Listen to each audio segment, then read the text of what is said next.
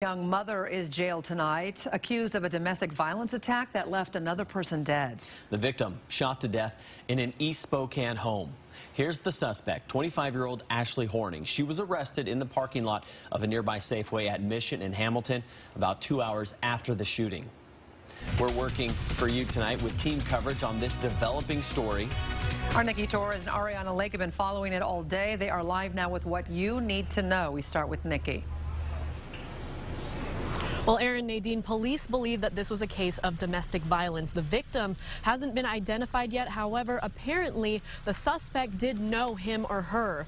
We understand that this 25-year-old mother has 2 children, both girls, both taken away from her and in the custody of their fathers. And there was a restraining order that forbid Horning from being at this address. We were able to talk with someone who has a close relationship to the suspect. He asked not to be on camera. He says Horning's had mental health problems over the years, but he never thought that she would do something like this.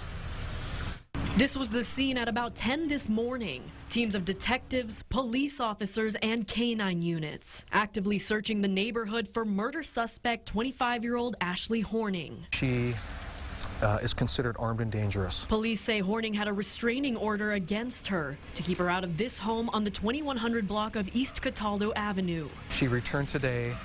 There was a homicide, and she has fled. The search had nearby Stevens Elementary on lockdown. At about 11 this morning, police arrested Horning at the Safeway on Mission Avenue. Police say someone called 911 to report where she was. She was waiting in the parking lot, and she was taken in custody without incident. Soon after her arrest, an acquaintance of Horning's came to the scene.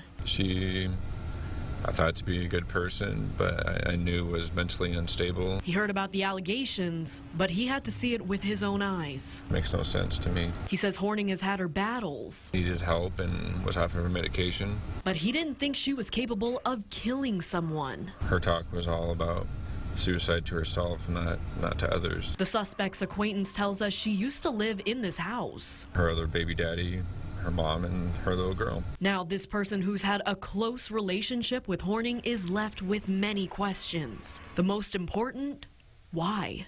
I have no clue. Everything's still fresh, and gotta take it as it comes.